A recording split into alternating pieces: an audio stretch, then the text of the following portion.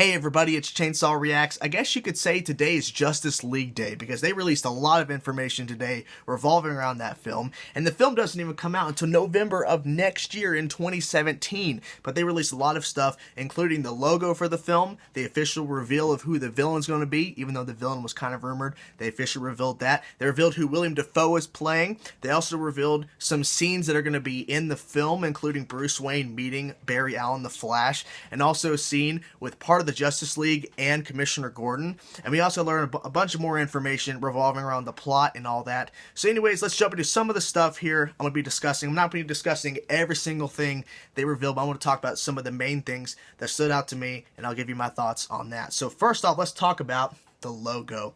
I really like this logo because it's different. It could have been overly complicated. It could have been just really simple, but it's just Justice League, and you have this little star in between the I and C in Justice, and I think that's really cool. It's a little bit of a kind of a design there. It could have easily just said Justice League. Could have had like an underline. They just went with like a little star, just a little star. It's random, but I like it, and I like the fact that they released it in white text, black background, or black text, white background. So there's two different versions. I don't know which version they're going to go with. Probably the black and white text, or they could actually add some color to the actual text maybe down the road before, like maybe in a trailer or something. Who knows? But I like the logo. I think it's pretty cool. So anyways, let's get to some of the other stuff, which is officially the villain, Steppenwolf. Now, this has been rumored for a while, so it's not a big surprise that he's going to be the main villain in the film. But I like the fact they officially confirmed that there's no, like, hiding and, keeping secrets.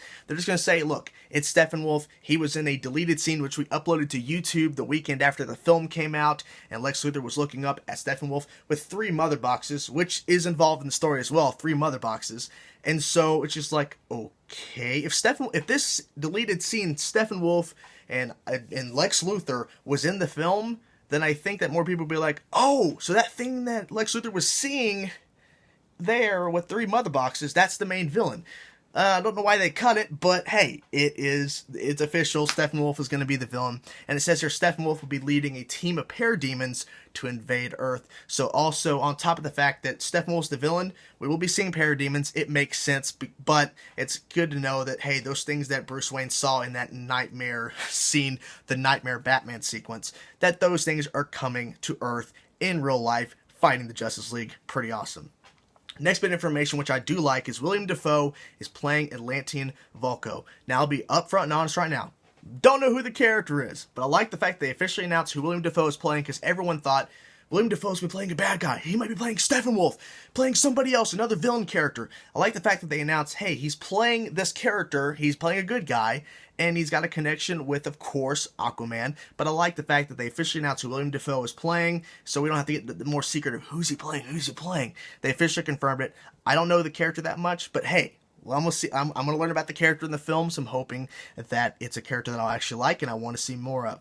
So that's pretty awesome there. Now, what's really cool also, that they could have easily just kept the Batmobile the same, but they actually did a little change, and there's actually a photo they released online showing the new Batmobile, which it looks really similar to the first one we saw in BVS, but there's a few little different modifications, and it looks pretty interesting. I like the fact that they kept the same style, but they did a little bit of changes, obviously, to, update it, because all that kind of stuff, because they've also mentioned that Bruce Wayne is going to be upgrading his suit. There's going to be more than one Batman suit in this movie, in Justice League. So I like the fact on top of him kind of changing up his suit, and besides, the regular Batman suit, and then the mechanical suit he fought Superman with, that he's going to be upgrading his regular suit as well. So I like that. Like the fact he did a little bit change into the Batmobile. He's creating new not really weapons, but vehicles. I think one's called the Flying Fox, and I believe there's something called the Crawler or something like that. He's creating new vehicles for the Justice League to use, and apparently, I think maybe the Flying Fox or another vehicle, they have confirmed Jeremy Irons, aka Alfred, is going to be in that vehicle using a turret gun or using something and fighting alongside of Justice League. So it's going to be Justice League and then Alfred in this vehicle, and they're going to be fighting parademons and Steppenwolf. It just sounds pretty badass, and I can't wait to see how that turns out.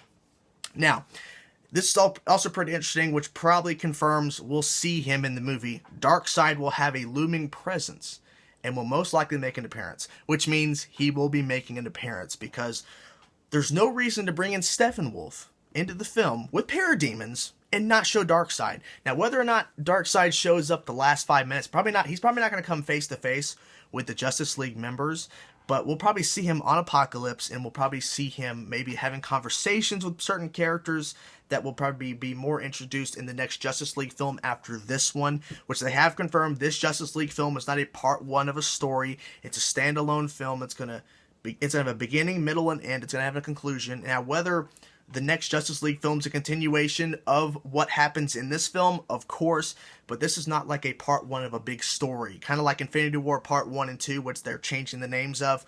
That this film is going to be a standalone film, and then the next film will be probably a continuation of this, but the story will end. The type of story with Steppenwolf is going to end in this Justice League film. But Darkseid, yes, he's going to be appearing in this film. It's obvious. If he doesn't appear, it's going to be weird, because it's like, you're the big bad. Like, we don't want to see you fighting the Justice League yet, but we want to see you so we can get kind of a feel and build the hype for this Titan villain against the Justice League. So yes, Darkseid has to be appearing. 30 years ago, humans, the Amazons, and the Atlanteans fought off Darkseid. Now, I like this piece of information because we're probably going to see Darkseid probably in this as well, with parademons fighting the humans, Amazons, and the Atlanteans. And essentially, I think they believe the one mother box is with Cyborg. One other mother box is with the Atlanteans, and the third and final mother box is with the Amazons. Now, I believe that's what they mentioned, because I believe the third mother box that we saw it attached itself to Cyborg. That's how he's able to communicate with the other mother boxes. How he's able to communicate with the parademons and Steppenwolf. So that's probably how they're going to bring in Cyborg into the mix, is because he's going to be able to talk to the machines, talk to these aliens, and he's going to be able to help the Justice League in order to defeat the parademons and Steppenwolf. So I like that, but I like this information that we're probably going to see Darkseid fighting Amazons, Atlanteans, and humans 30,000 years ago. So that might be the opening of the film. It might be later on down the road in the film, but I'm hoping that we get to see that particular information. Not just hear about it. I want to see a scene 30,000 years ago fighting Darkseid. Okay, I want to see that so bad. Okay, the Flash will get a new suit courtesy of Wayne Tech. Now, we didn't get to see him in a Flash suit in the cameo. Now, we get to see him in this dream within a dream inception of Batman v Superman, having a conversation with Bruce Wayne, and he's wearing a different type of Flash suit, like kind of like a armored suit where he like a helmet or whatever that pops up, like a faceplate that pops up or whatever. At least that's what it looked like to me when I saw the film. So apparently the suit he's going to be wearing in the film is going to be created by Wayne Tech. So I'm glad that Bruce Wayne, on top of creating these vehicles for the Justice League to use, and Alfred apparently in the fight, that he's going to be creating possibly suits, at least for the Flash, because the Flash probably doesn't have a suit, probably doesn't know how to make a suit. So it makes sense that the billionaire, a part of the group, the guy who's actually leading the team, is going to be creating the suit for the Flash. It just makes sense. Last piece of information I do want to cover before I get to some of the other stuff that's not listed here. Junkie XL, who was one of the people that actually created the music, will return to score Justice League. So Junkie XL will be coming back to score Justice League. If you're a fan of him, there you go. I guess you call me a fan because I like the music of Batman v Superman. So I guess I'm on board. I mean, I've heard all good things about him.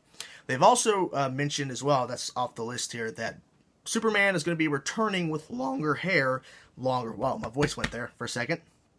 That Superman will be returning with his longer hair like he has when he returned after the death from Doomsday. He'll be coming back with the longer hair. Now, whether or not he's going to have the black suit or, the black clothes on when he returns, I hope he comes back with the black suit. That'd be amazing. I mean, it's way too early, but then again, they did the death of Superman, so it makes sense he comes back with the black suit. They've also mentioned the two scenes that I kind of mentioned at the beginning, was that the scene with Bruce Wayne recruiting the Flash. I read the description of it. It sounds pretty cool. I can't wait to see that on screen. And the one scene I'm really excited about is Commissioner Gordon on top of the GCPD with the bat signal on. Batman, Wonder Woman, and the Flash show up, and then apparently Commissioner Gordon says something along the lines of, "How many of you are there?" And I think Batman responds to, "How many of you are there?"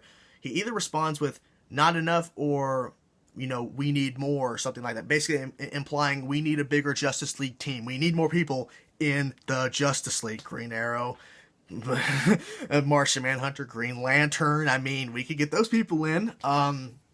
So that was a pretty cool line. And then Cyborg shows up a little bit later in the conversation. And then, as we all know, the Batman thing to do, when Commissioner Gordon turns his back, Batman leaves.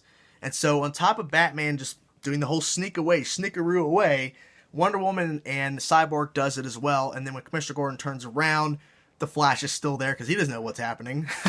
And he says along the lines of, that's kind of mean that they do that to you. And then apparently Commissioner Gordon just stands there and just stares at him or something like that. Maybe I read it wrong, but that's what I was reading. And then the Flash just has to run away. So what this kind of implies to me, from reading the scene from Bruce Wayne recruiting Barry Allen, and then the scene with part of the Justice League members on the rooftop with Commissioner Gordon, is that the Flash is going to be the comic relief. He's going to bring some humor to the film. And they've also mentioned, which I probably should have mentioned up front, but it's a big thing, they are changing the tone of this film. This film is going to be a lighter film, and now I don't believe this film is going to go completely 100% lighter in the sense of that there's no seriousness to the film. There's going to be some seriousness. I believe DC, even though BVS was considered a failure in the terms of audiences and critics, it made them money, but critically and the majority of audiences didn't like the film. I really enjoyed BVS, but I do acknowledge the problems with the film, and I do see why people didn't like the film. I get it. I do.